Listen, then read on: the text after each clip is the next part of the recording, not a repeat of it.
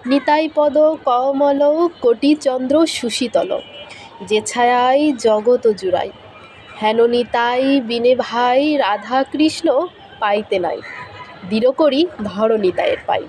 হরে কৃষ্ণ। সুধী গৌর ভক্তবৃন্দ, আমি বৃন্দা আপনাদের চরণে আমার প্রণাম জানাই।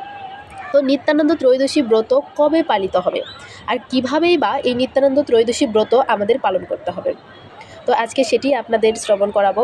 তো আসছে আগামী 31শে জানুয়ারি পালিত হবে নিত্যানন্দ ত্রয়োদশী। নিত্যানন্দ প্রভু কে বলুন তো? তিনি দাপর যুগে ছিলেন বলরাম, ত্রেতা যুগে তিনিই কিন্তু ছিলেন লক্ষণ, আর কলিযুগে তিনি প্রেমের অবতার, প্রেমের ঠাকুর নিত্যানন্দ হয়ে এসেছেন। হরি নাম প্রেম বিলাচ্ছেন কাদের মাঝে? না আমাদের মতো কলিবদ্ধ জীবেদের মাঝে। তো সেই নিত্যানন্দ প্রভুর আবির্ভাব তিথি এই 31শে জানুয়ারি। তো কিভাবে আমাদের ব্রত পালন করতে হবে? তো শুরুতেই বলি, অনেকেই কি করে যে নিত্যানন্দ ত্রয়োদশীতে অর্ধবেলা উপবাস পালন করে। তো নিত্যানন্দ প্রভুর আবির্ভাব হয়েছে মূলত মধ্যাহ্ন সময়ে, তো সেজন্য মধ্যাহ্ন সময়ে অবশ্যই তার অভিষেক সম্পন্ন করতে হবে। তো অভিষেক করলেই যে প্রসাদ পেতে হবে তার কিন্তু কোনোই মাহাত্ম্য নেই।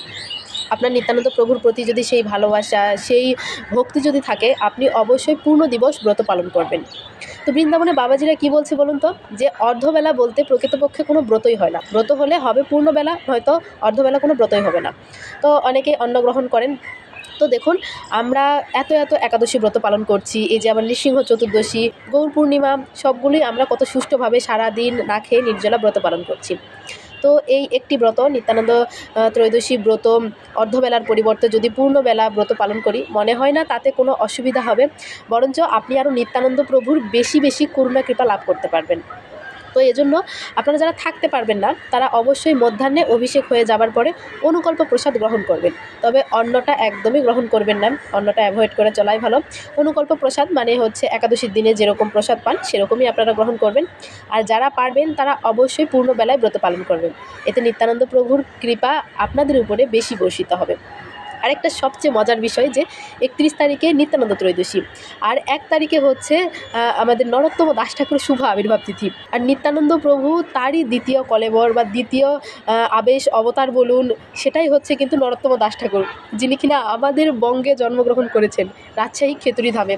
তো মাঝে মধ্যে মনে হয় যে আমরা এই বঙ্গের মানুষ কিন্তু অত্যন্ত ভাগ্যবান যে প্রেমের ধাম পেয়েছি আমরা এখানে, খেতুরি ধাম। এখানেই নরোত্তম দাস ঠাকুর আবির্ভূত হয়েছেন। তো কত মহিমান্বিত একটা দিন বলুন তো! 31 তারিখে নিত্যানন্দ প্রভুর আবির্ভাব তিথি, আবার 1 তারিখে নরোত্তম দাস ঠাকুরের আবির্ভাব তিথি। তো সত্যি অনেক ভালো লাগছে এবারে। তো আপনারা যারা খেতুরি ধামে আসতে চান, অবশ্যই নরোত্তম দাস ঠাকুরের আবির্ভাব তিথিতে কীর্তন মেলা হবে, অবশ্যই আপনারা খেতুরি ধামে আসতে পারেন। আর নিত্যানন্দ ত্রয়োদশী ব্রত অবশ্যই অর্ধবেলা নয়, পূর্ণবেলায় আপনারা পালন করবেন। এতে নিত্যানন্দ প্রভুর অশেষ কৃপা আপনাদের উপর বর্ষিত হবে। কারণ নিত্যানন্দ প্রভুর করুণা কৃপা না হলে আপনি কোনো দিনও গৌরাঙ্গ মহাপ্রভুর করুণা কৃপা পাবেন না। আর গৌরাঙ্গ মহাপ্রভুর করুণা না পেলে আপনি কোনোদিন ব্রজের রাধাকৃষ্ণকেই পাবেন না। তো এজন্য নিত্যানন্দ প্রভুর করুণা কৃপা আমাদের জীবনে অত্যন্ত বেশি দরকার।